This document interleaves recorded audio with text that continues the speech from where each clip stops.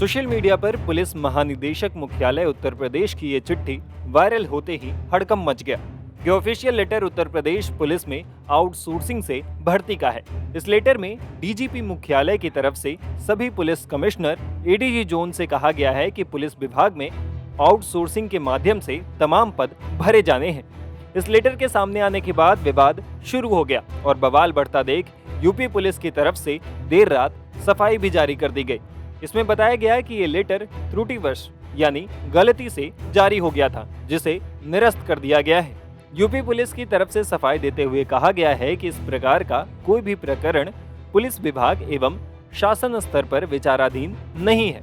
UP police ने एक social media post में लिखा, सोशल मीडिया में पुलिस विभाग में आउटसोर्सिंग के संबंध में एक लेटर प्रसारित हो रहा है, जिसके संबंध में अवगत कराना है कि ये पत्र त्रुटिवश जारी हो गया है। पुलिस विभाग में चतुर्थ श्रेणी कर्मचारियों की आउटसोर्सिंग की व्यवस्था पूर्व से चल रही है।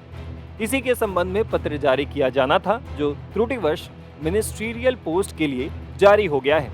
ऐसा कोई प्रस्ताव पुलिस विभाग और शासन स्तर पर विचाराधीन नहीं है। ये पत्र गलत जारी हो गया है, जिसे निरस्त कर दिया गया है। हालांकि यूपी पुलिस की चिट्ठी वायरल होने के बाद विपक्षी दलों के नेता उत्तर प्रदेश की योगी सरकार पर हमला बोलने लगे हैं।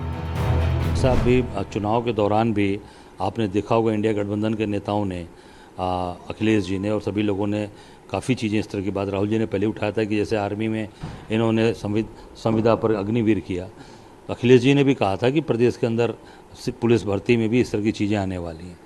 तो आम लोगों को कैसे, उसमें लोगों को कहाँ कहीं नौकरी दे नहीं पा रहे हैं, तो संविदा पर और उस पर लेकर आ रहे हैं। मैं समझता हूँ कि ये पूरी तरीके से पूरे सिस्टम को और पूरे व्यवस्था को ध्वस्त करने वाली व्यवस्था है। ये सब चीज़ें कभी लागू नहीं होनी चाहिए। जो सरकारी नौकरी है, जो सरकार के अधीन, क्योंकि ये कानून व्यवस्था की बात है, अगर कानून व्यवस्था में भी आउटसोर्सिंग होने लगेगी, देश की सुरक्षा में भी आउटसोर्सिंग होने लगा, तो मैं समझता हूँ ये ठीक नहीं है। इसको तत्काल बंद करना चाहिए और इस तरह की चीज़ें होनी ही नहीं चाहिए। व्यापारियों के लिए जो बड़े 2-3 उद्योगपति हैं, उनका काम करना चाहते हैं, बाकी सबको नष्ट कर देना चाहते हैं। अगर इस तरह की व्यवस्था आने वाली ऐसी चीजें होती जो जिसमें पुलिस डायरेक्टली इन्वॉल्व होती है, व्यवस्था ही समाप्त हो जाती।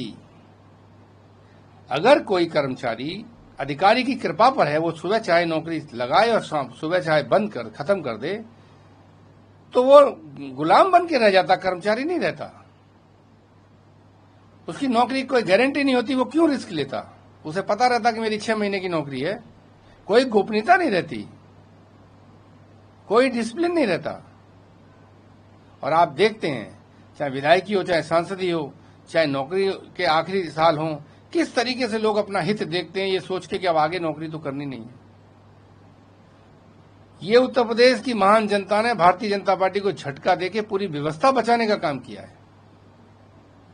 हम पहले से कहते आ रहे हैं, समाजवादी पार्टी राष्ट्रीय अध्यक्ष जी अखिलेश यादव जी पहले से कहना चाहते हैं, ये प्राइवेट हाथों में चीजों को देके हर चीज से प्राइवेट लोगों को मुनाफा देना चाहते हैं, आरक्षण खत्म करना चाहते हैं। पीड़ित, शोषित, वंचित वर्ग का एक व्यक्ति अगर सिपाही बन जाता है तो उसके परिवार की स्थिति ठीक हो जाती है। इनको बर्दाश्त नहीं है।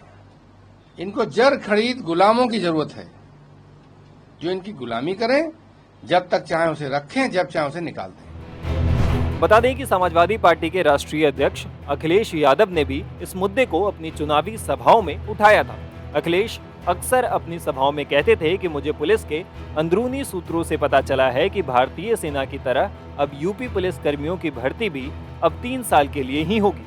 पुलिस में भी अब अग्निवीर योजना की तरह योजना आने वाली है। टाइम्स नाउ भारत डिजिटल की रिपोर्ट।